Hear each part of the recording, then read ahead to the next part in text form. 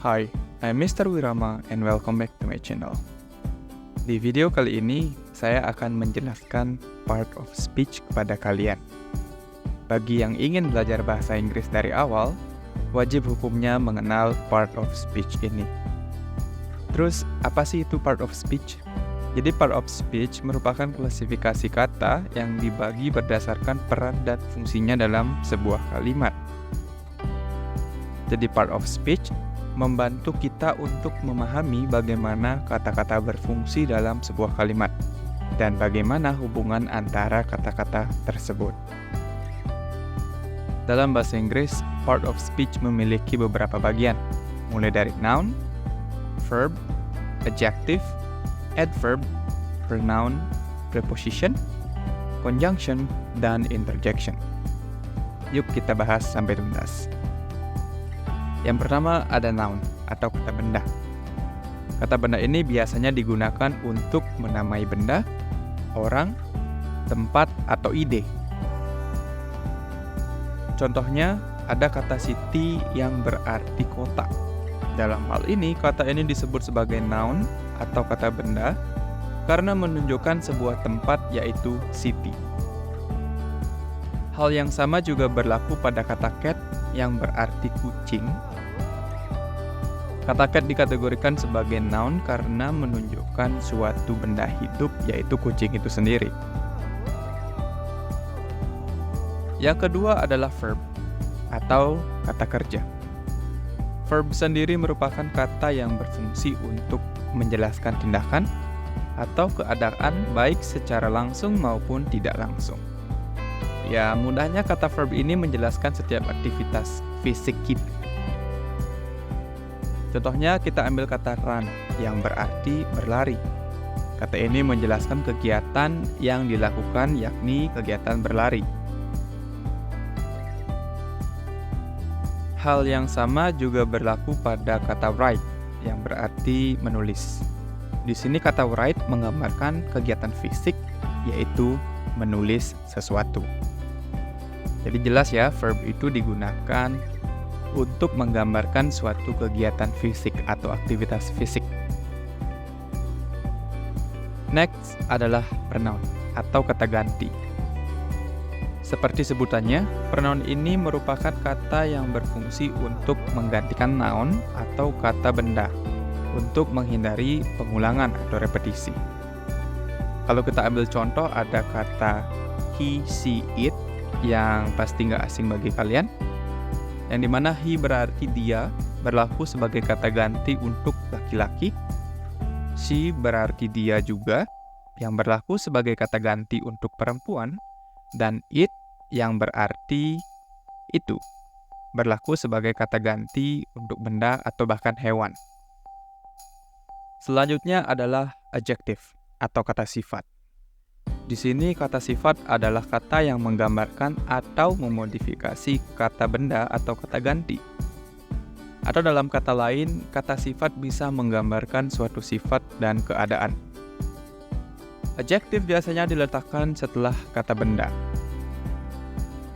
Contohnya ada kata happy yang berarti bahagia. Kata ini tergolong dalam adjektif karena menunjukkan suatu sifat dan keadaan yakni happy atau perasaan senang.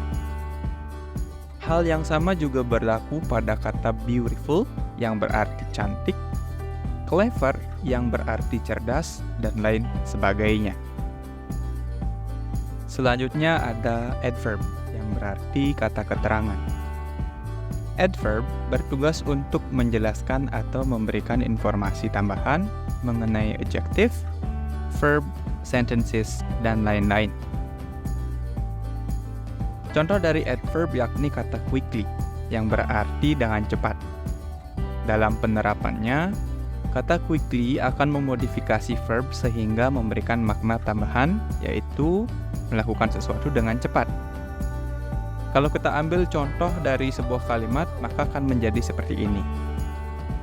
He runs quickly yang berarti dia berlari dengan cepat.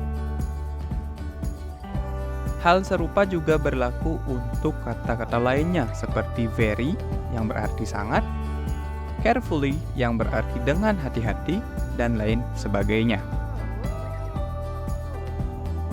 Yang keenam ada preposition atau kata depan. Preposition yaitu kata yang berfungsi untuk menunjukkan hubungan ruang atau waktu suatu benda dengan benda lainnya. Atau biar nggak bingung, kita bisa mengartikannya sebagai posisi suatu objek.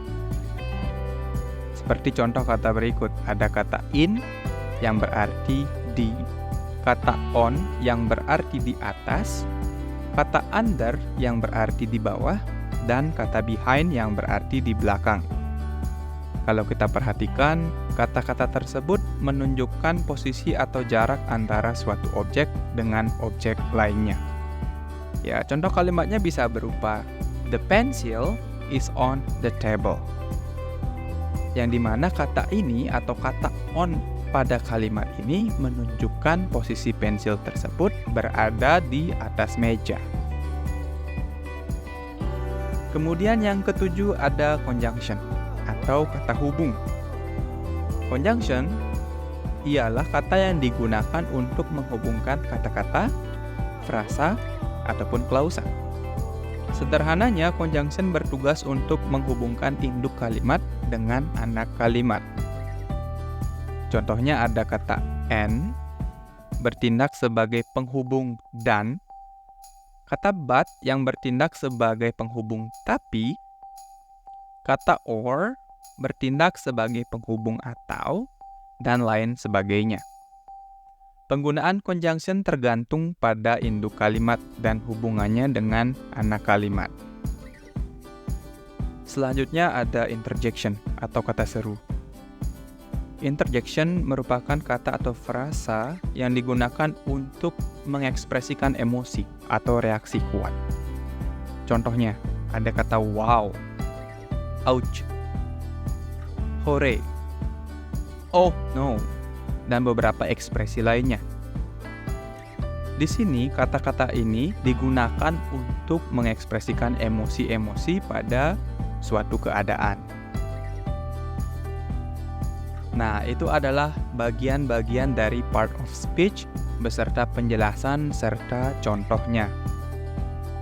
Memahami part of speech sangatlah penting agar kalian bisa memahami bagaimana caranya menempatkan kata dalam susunan kalimat dengan benar. Hal ini juga mempermudah kalian dalam penerapan grammar seperti tenses. Yep, that's all for the video. Thank you for watching. Don't forget to like, comment, and subscribe. See ya!